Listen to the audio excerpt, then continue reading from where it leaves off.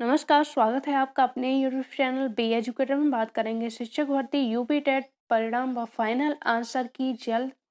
CTET उत्तर पुस्तिका email पर upload. 68,500 hearing आज।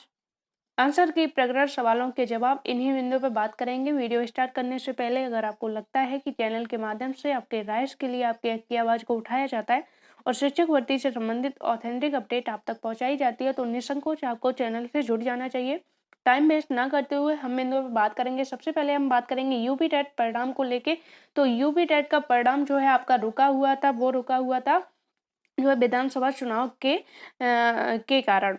अब जो है उसके परिणाम 8 मार्च को जारी हो चुके हैं, घोषित हो चुके हैं जो है चुनाव के परिणाम। तो आपकी आचार संहिता हट चुकी है और इसकी उम्मीद है कि अब आपका परिणाम जो है जल्द देखने को मिलेगा, क्योंकि अन्य विभागों में जो परीक्षाओं के जो परिणाम रुके हुए थे उनका जो है लगातार परिणाम जारी किया जा रहा है। तो यूपी टेट का भी आपको परिणाम जल्द देखने को मिलेगा। उससे पहले आपको उसकी आंसर की है जो देखने को मिलेगी।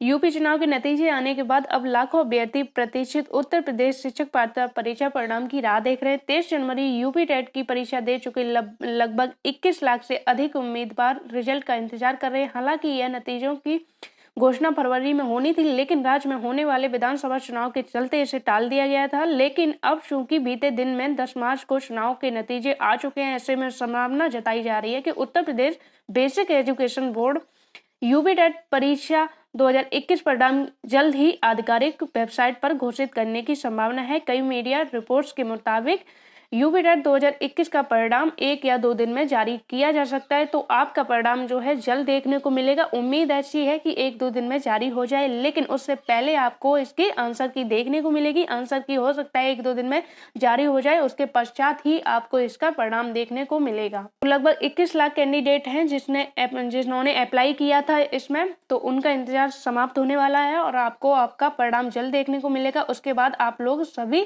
एस्टेट की तैयारी में लग जाइए।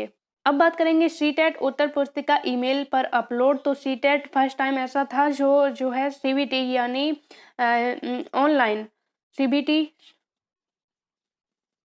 कंप्यूटर बेस्ड इसका जो है टेस्ट हुआ था। उसके लिए जो है इसकी अब उत्तर पुस्तिकाएं जितने भी ईमेल हैं, यानी कि आपने जब सीटेट के एप्लीकेशन फिल करते टाइम इसमें ईमेल आईडी जो दी होगी, उस पर ईमेल आईडी पर आपकी उत्तर पुस्तिका इस पर उपलब्ध होगी। उस पर जाके आप इसको चेक कर सकते हो, वहां से डाउनलोड कर सकते हो, जिससे आपको जो है मालूम पड़ जाएगी कि कौन सा क्वेश्चन आपने अटेम्प्ट किया है, किस क्वेश्चन पे आपको नंबर मिले हैं, किस क्वेश्चन में जो है आपने गलती की है, नहीं मिले हैं। तो सारी चीज़ें जो है क्लियर कर सकते हो और आपको ये उत्तर पुस्तिका अवश्य देखनी चाहिए अगर आपने ये एग्जाम दिया है, क्योंकि उससे आप एनालिसिस कर सकते हो कि आपने कहाँ से मिस्टेक किया है, किस सब्जेक्ट में आपका अच्छा स्कोर रहा है। ये सारी चीज़ें जो है उत्तर पुस्तिका से चेक करके आप कर सकते हो, क्योंकि आपका एग्जाम जो था सीबीटी था, कंप्यूटर बेस्ड टेस्ट था, तो उस पर आपको वहाँ पर इसकी जो है ओएमएस शीट की कॉपी वगैरह नहीं मिली होगी। आपको इसके क्वेश्चन भी याद नहीं होंगे कि कौन सा आपने अटेम्प्ट किया था, क्या इसमें आंसर लगाए थे। तो आप वहाँ से जाके ये आसानी होगी कि आप मिलान कर सकते हो कि कौन सा क्वेश्चन आपने कौन से क्वेश्चन पे क्या आंसर दिया था। सीटेट मेल पर आ गई पूरी कॉपी। केंद्रीय माध्यमिक शिक्षा बोर्ड की ओर से पहली बार ऑनलाइन कराई गई केंद्रीय शिक्षक पात्रता परीक्षा की उत्तर पुस्तिका अभ्यर्थी के ईमेल पर भेज दी गई है। प्रश्न पत्र पर प्राप्त आपत्तियों के निस्तारण के बाद संशोधित उत्तर कुंजी के आधार पर मूल्यांकित उत्तर पुस्तिकाएं भेजने से अभ्यर्थी को पता चल जाएगा कि उन्होंने कौन सा प्रश्न सही किया है, कौन सा गलत किया है। बहुविकल्पीय प्रश्नों में से अभ्यर्थियों ने किस पर निशान लगाया है, किस पर नहीं लगाया है, मतलब कौन सा क्वेश्चन अटेम्प्ट किया है कि नहीं किया है, ये सारी चीजें जो है क्लियर हो जाएंगी।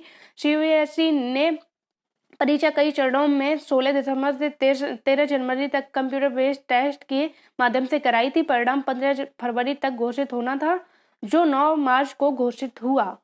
अब बात करेंगे 68,500 के लेके। तो 68,500 में काफ़ी सारे मैटर्स हैं जो न्यायालय की शरण में अभी भी पड़े हैं। कुछ मैटर्स पर जो है ऑर्डर भी आ गया है, कुछ मैटर पर जीत भी अभ्यर्थी को मिल चुकी है, पिटिशनर को मिल चुकी है। इसके पश्चात भी उस पर अभी तक कोई भी प्रोसेस नहीं हुई है। उसके बाद जो है जितने भी कैंडिडेट हैं उनके द्वारा कंटेम्प्ट किया गया है, कंटेम्प्ट पर भी हियरिंग हो रही है। तो ये मैटर जो है आपका वो है गलत जिला आवंटन से रिलेटेड, जिसमें जो ज़्यादा मेरिट वाले अभ्यर्थी थे उनको दूर का जिला दे दिया गया था, जबकि कम मेरिट वाले यानी कि लो मेरिट वाले थे उनका अपना मनपसंद का जिला जो है दे दिया गया। तो इसके लिए अभ्यर्थियों ने न्यायालय की शरण ली। लगभग 2-3 साल ये केस जो है न्यायालय में चला। अंत में आके जो पिटिशनर है उनकी जीत हुई, याचिक लाभ मिला, लेकिन अभी तक उस पर किसी भी प्रकार की प्रोसेस नहीं बढ़ाई गई। तो अभ्यर्थियों के द्वारा कंटेम्प्ट किया गया। कंटेम्प्ट में जो है इसकी हियरिंग हुई, जिसमें एक टाइम बाउंडेशन देते हुए अभ्यर्थियों के पक्ष में ऑर्डर फॉलो करने के लिए जो शिक्षा विभाग के अधिकारी हैं उनको निर्देशित किया गया है। लेकिन अभी तक जो है शिक्षा विभाग के अधिकारियों ने आचार संहिता का हवाला देते हुए इस पर कोई भी कार्रवाई नहीं की है। तो फिर आज इसकी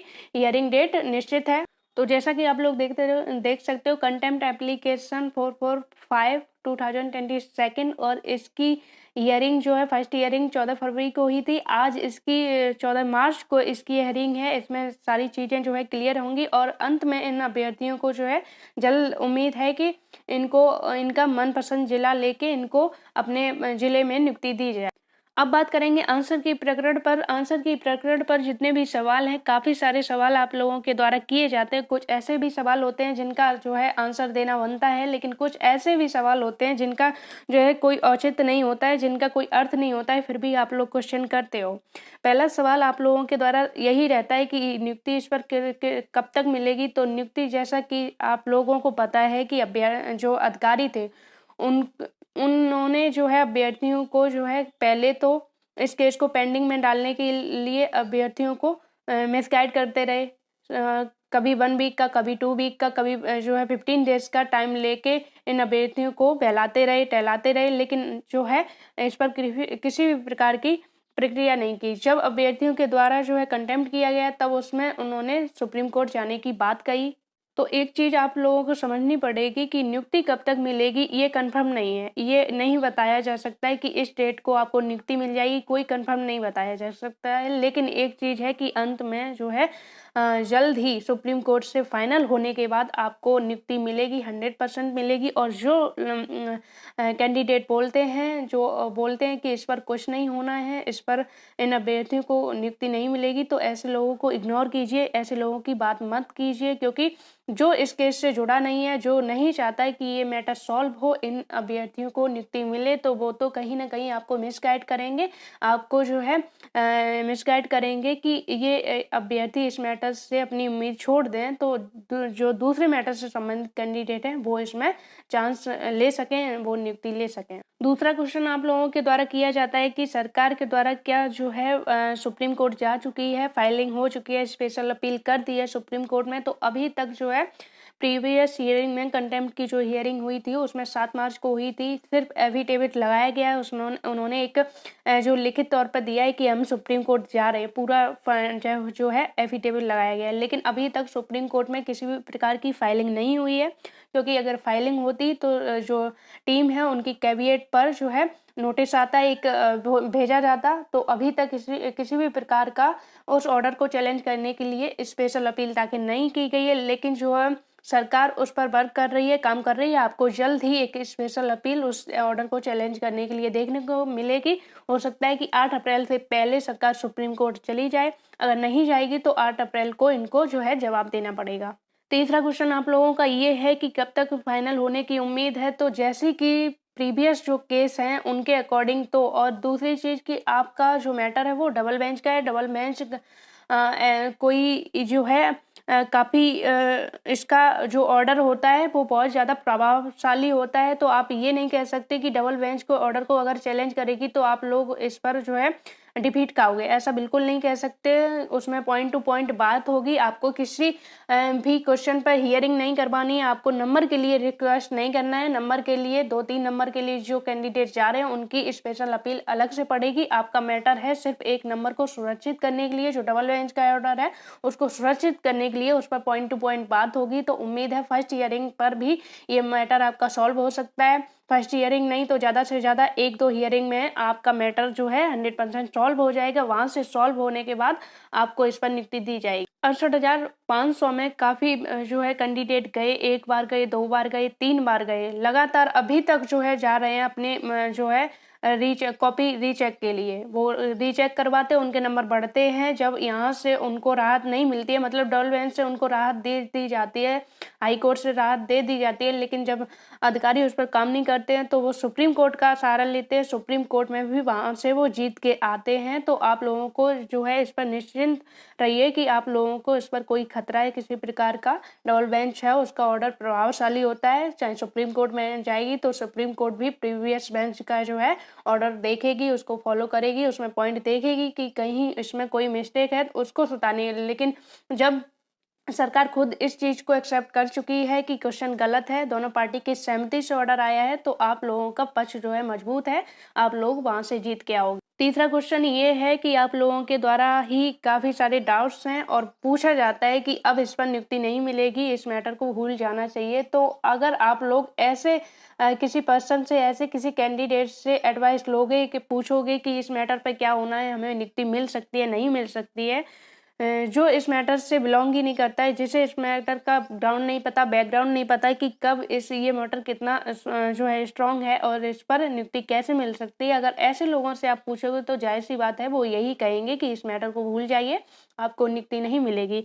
आप 3 साल से इस केस को लड़ रहे हो, आपको चीज़ें पता हैं कि ये मैटर जो है कितना मजबूत है और इस पर नियुक्ति किस प्रकार के से जो है आप अपनी टीम का सहयोग करके इस पर नियुक्ति ले सकते हो। इसमें भले ही देर हो जाए, और देर जो है अधिकारियों की वजह से हो रही है, अंत में इन अधिकारियों को ही आपको नियुक्ति देनी पड़ेगी। तो ऐसे लोगों से अच्छा है कि आप, ऐसे लोगों की बात सुनने से अच्छा है कि आप लोग अपनी टीम का और अपने मैटर पर फोकस कीजिए, आपको इस पर नियुक्ति मिलेगी। क्योंकि इस स्टेज पर आके अगर आप इस केस को लूज करते हो, इस केस को छोड़ते हो, इस केस पर जो है ध्यान नहीं दोगे तो कहीं ना कहीं आप गलती करोगे। आपके कोई ज़्यादा 2-3 मार्क्स से नहीं रह रहे हो, आप सिर्फ 1 नंबर से रह रहे हो। डबल बेंच ने आपके फेवर में ऑर्डर भी सिर्फ उसको जो है इम्प्लीमेंट करवाना है, तो सुप्रीम कोर्ट से आने के बाद वो भी आपका हो जाएगा। मुझे नहीं लगता है कि जो 3 साल कैंडिडेट इस केस को लड़ा होगा, जो केस से जुड़ा होगा, वो अंत में आके ये सोचेगा कि अब इस केस को छोड़ देना चाहिए, इस पर कुछ नहीं होने वाला। तो मुझे नहीं लगता है ऐसा कोई सोचेगा, और जो सोच रहा है वो कहीं ना कहीं अपने आप में गलती कर रहा है। आप लोग एग्जाम्पल खुद देख सकते हो कि जब याची बनाया गया था, जब संभावनाएं थी, जो 1 नंबर पर परिभाषा पर भी नंबर जिनको नहीं मिला था, वो लोग भी न्यायालय में नहीं गए कि उन्हें लगता था कि सबको जो है नंबर दिया जाएगा। आज वो लोग जो है अपनी एक गलती की वजह से, किस एक गलती की वजह से, कि उन्होंने उस टाइम सोचा कि क्या जो है हम याची बन के अपने पैसे बर्बाद करेंगे, अपना पैसा बर्बाद करेंगे। आप एक चीज़ सोचिए कि आप 2-3 हज़ार 5 हज़ार से सोच सकते हो कि हम याची बन जाएंगे, हमारा पैसा जाएगा, लेकिन जो है आपका मंथली कितना लॉस हो रहा है, इसके लिए आप सोच सकते हो कि अगर अभी भी आप ये चीज़ सोचोगे तो आगे और कितना आपका लॉस होगा। क्योंकि नई शिक्षक भर्ती के लिए भी आपको उतना ही संघर्ष करना पड़ेगा, उतना ही प्रयास करना पड़ेगा। नई शिक्षक भर्ती भी आपको ऐसे नहीं मिल जाएगी कि आपने एक दिन जो है अप्लाई किया, दूसरे दिन आपको नियुक्ति मिल जाएगी। उसके लिए भी आपको यही स्टेप चलने पड़ेंगे, यही स्टेप फॉलो करने पड़ेंगे। तो उससे अच्छा है कि आपका जो डबल बेंच का ऑर्डर आया है, उसे उसके रक्षण के लिए अंतिम जो है उसमें आप सहयोग कीजिए, सपोर्ट कीजिए, और जो है अपना नियुक्ति पत्र आप लोग उसके लिए प्रयास कीजिए। काफ़ी सारे कैंडिडेट हैं, अब जो है उनके द्वारा क्वेश्चन किया जाता है कि हमें 1 नंबर परिभाषा पे नहीं मिला है, हम अपने गुणांक में आ रहे हैं, जो है इस क्राइटेरिया में आ रहे हैं, लेकिन हम याची नहीं बने थे उस टाइम, तो हम अब याची कैसे बने। तो कहीं ना कहीं आप सोच सकते हो कि 1 नंबर, सिर्फ 1 नंबर से रह रहे थे, उनका गुणांक भी था, तो उन्होंने अपने फ्यूचर के साथ कितना खिलवाड़ किया है। आज जो है उनको ये गलती महसूस हो रही होगी, तो वो गलती आप मत कीजिए। क्योंकि आप तो, आपके पास आपके फेवर में ऑर्डर है, आप तो जीते बैठे हो, आपको सिर्फ सुप्रीम कोर्ट से आना है, उसके पश्चात ही आपको इस पर जो है नियुक्ति मिलेगी। अब जो लोग ये बोल रहे हैं कि इस पर कुछ होना नहीं है, तो हो सकता है उनका कोई स्वार्थ हो, या फिर चाहते हो कि ये मैटर ही पेंडिंग में पड़ा रहे, तो जो और लोगों को मौका मिले, और जो है इस मैटर के सिवा जो और कैंडिडेट हैं वो संबंधित हैं, उनको ज्वाइनिंग मिले। तो उससे अच्छा है कि आप अगर इस मैटर से जुड़े हुए हो, आप इस क्राइटेरिया में आ रहे हो, तो सिर्फ अपनी टीम की सुनिए, और आपको इतना तो जो है जानकारी हो ही गई होगी कि ये मैटर जो है कितना स्ट्रांग है, और आपको भविष्य में इस पर नियुक्ति भी मिलनी है। तो उस पर फोकस कीजिए, व्यर्थ की बातों पर, निगेटिव बातों पर ध्यान मत दीजिए। जो है अगर आप ज़्यादा पूछोगे इस पर तो लोग आपको मिसगाइड ही करेंगे, आपको जो है और बहलाएँगे ही, आपको इस चीज़ के से गुमराही करेंगे। उम्मीद है वीडियो में दी गई जानकारी से आप संतुष्ट होंगे।